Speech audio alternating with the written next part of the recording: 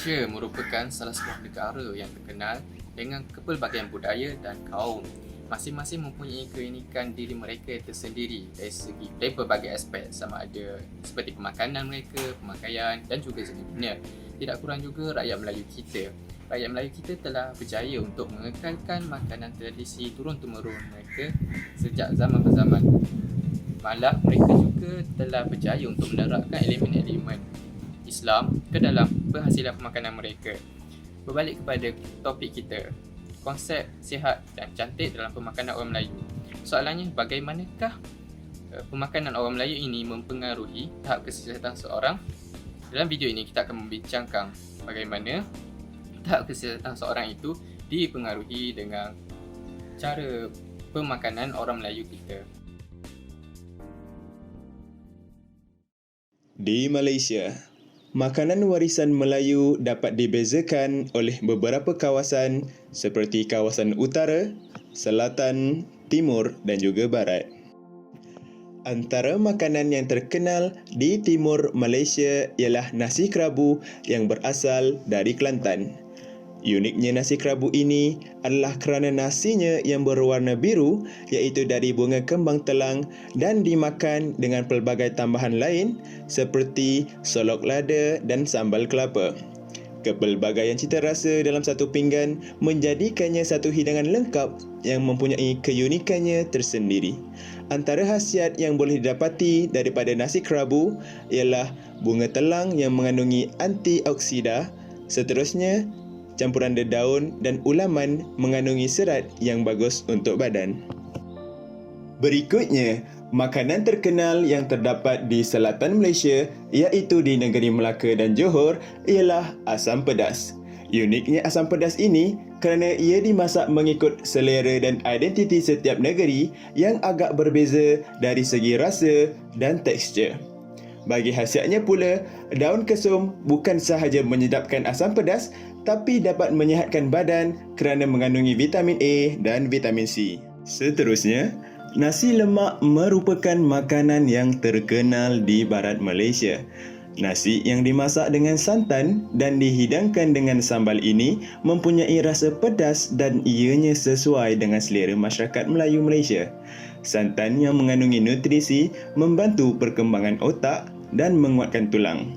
Selain itu, ikan bilis sebagai sumber protein dan kacang tanah mengandungi vitamin larut lemak yang tinggi. Selain dari itu, laksa pining merupakan makanan terkenal di utara Malaysia. Walaupun terdapat banyak jenis laksa di Malaysia, laksa pining merupakan yang paling digemari dan bahkan diiktiraf antara yang paling enak di dunia. Kuah ikan yang tidak terlalu pekat dan mempunyai rasa masam dan masin yang sebati membangkitkan rasa laksa. Laksa pining terdiri daripada laksa putih sebagai sumber karbohidrat dan ikan sebagai sumber protein yang kaya dengan omega 3. Seterusnya, amalan pemakanan masyarakat Melayu mempunyai kelebihan dan keunikannya yang tersendiri. Sejak zaman dahulu, makanan Melayu boleh disimpan dalam tempoh yang lama. Hal ini kerana ketika zaman nenek moyang kita, peti ais masih belum wujud untuk menyimpan makanan. Maka, orang Melayu mengambil pelbagai inisiatif untuk memastikan makanan tidak cepat rosak. Tamsilnya, lempuk durian yang dihasilkan daripada isi durian dan gula yang dimasak dengan api kecil selama beberapa jam. Lempuk durian ini dapat disimpan selama beberapa bulan dan rasa aslinya tetap kekal dan tidak berubah. Orang Melayu juga menggunakan teknik memasak yang pelbagai seperti membakar, mengukus, menggoreng dan merebus ketika menyediakan makanan. Sebagai contoh, nasi kukus berlaukkan ikan bakar menggunakan teknik mengukus dan membakar serta penggunaan alatan memasak seperti alat panggang dan periuk kukus. Contoh lain adalah nasi buluh, iaitu apabila beras dibalut dengan daun lerek yang kemudiannya dimasukkan ke dalam buluh dan dibakar seperti lemang. Cara memasak ini menjadikan makanan lebih wangi. Masyarakat Melayu juga tidak asing lagi daripada menggunakan berbagai-bagai rempah ratus dalam hidangan dan masakan mereka. Misalnya, kunyit, jintan manis, jintan putih, bunga cengkeh dan kulit kayu manis. Selain daripada dapat menghasilkan aroma yang mampu menaikkan selera makan, rempah ratus ini juga mempunyai khasiat untuk kesihatan badan. Contohnya, bunga cengkeh dapat menghilangkan selesema, melegakan stres dan dapat merangsang peredaran darah dalam badan. Ini semua menunjukkan kelebihan masakan Melayu yang telah wujud sejak dahulu. Sebagai konklusinya, kami dapat menyimpulkan bahawa terdapat pelbagai kelebihan-kelebihan pemakanan orang Melayu.